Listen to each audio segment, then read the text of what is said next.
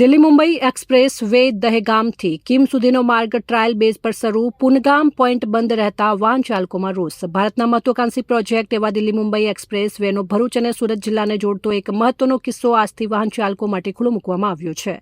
ભરૂચના દહેગામથી સુરતના કિમ સુધીના આ માર્ગ પર ટ્રાયલ રન શરૂ કરવામાં આવ્યો છે, જેનો સીધો લાભ દક્ષિણ ગુજરાતના ઉદ્યોગ જગત અને દૈનિક મુસાફરોને મળશે. અંકલેશ્વર તાલુકાના પુનગામથી સુરતના કિમ સુધીના નિર્માણ પામેલા આ પેચનું સત્તાવાર રીતે ઉદ્ઘાટન કરવામાં આવ્યું હતું.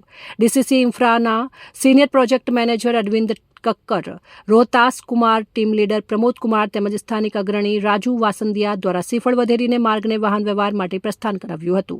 આ માર્ગ શરૂ થવાથી ભરૂચથી બારડોલીના એના સુધીનું અંતર કાપવામાં સમય અને ઇંધણની મોટી બચત થશે. એક તરફ હાઈવે શરૂ થવાની ખુશી હતી તો બીજી તરફ અંકલેશ્વરના પુનગામ નજીક આવેલો એન્ટ્રી અને એક્ઝિટ પોઈન્ટ અચાનક બંધ કરી દેવામાં આવતા વાહન ચાલકો મુશ્કેલીમાં મુકાયા હતા. કોઈપણ પૂર્વ સૂચના કે ડાયવર્ઝનના બોર્ડ વગર આ પોઈન્ટ બંધ કરી દેવાતા અનેક વાહન ચાલકો રસ્તાની વચ્ચે જ અટવાઈ ગયા હતા. યોગ્ય માર્ગદર્શનના અભાવે વાહન ચાલકોએ તંત્રની કામગીરી સામે ભારે અસંતોષ વ્યક્ત કર્યો હતો. એક્સપ્રેસ વે પર હાલમાં સુરક્ષાનો પ્રાધાન્ય આપીને માત્ર એક તરફની લેનમાં બંને બાજુઓ વાહન વ્યવહાર શરૂ કરવામાં આવ્યા છે. પ્રોજેક્ટ મેનેજરના જણાવ્યા અનુસાર આગામી દિવસોમાં બાકી રહેલી કામગીરી પૂર્ણ થતાં જ બંને તરફની લેન અલગ અલગ રીતે શરૂ કરી દેવામાં આવશે. મુસાફરીને સુગમ બનાવવા માટે વાહન ચાલકો અને ટ્રાન્સપોર્ટરોએ માંગ કરી છે કે એન્ટ્રી એક્ઝિટ પોઈન્ટ ક્યારે ખુલ્લા કરવામાં આવશે અને ક્યારે બંધ તેની સ્પષ્ટ માહિતી સાઇનબોર્ડ દ્વારા આપવામાં આવે.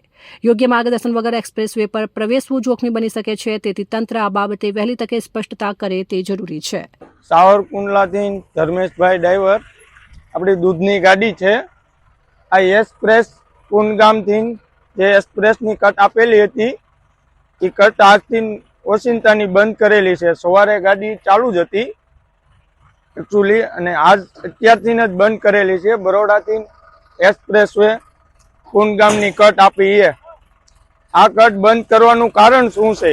આ વાહનો અત્યારે લગભગ 10 થી 15 કિલોમીટર સુધી તો પાછી જ વળીને આવે છે, અને પ્લસ અમારે અત્યારે અહીંયા એક્સપ્રેસ કટ ઉપર આવીને ઊભા છીએ. એક્સપ્રેસ કટ બંધ કરવામાં આવી છે. હવે અહીંથી શું અમારે નિર્ણય લેવાનો કહો તમે? ઓચિંતાનું બંધ કરવાનું કારણ શું છે એ અમને જણાવો. આ બંધ કરવાનું અને અમને બધાને એવી તકલીફ પડે છે કે જે કટ ઉપર આવીને જ ઊભા છીએ એકચ્યુઅલી, પણ કટ અત્યારે હાલ બંધ કરી છે, હાલ અભિહાલ જ બંધ કરી છે, અને અત્યારે ગાડીઓ બધી પાછી રિટર્ન થઈ છે. હવે અહીંથી શું અમારે રસ્તો કરવાનો? આનો તાત્કાલિક બંધ કરવાનું શું કારણ આમનું? હવે અહીંથી જવામાં અમારે કેટલું દૂર પડી જાય? અહીંથી અમારે કમસે કમ 20 કિલોમીટર 25 કિલોમીટર કેમ જવાનું રહે?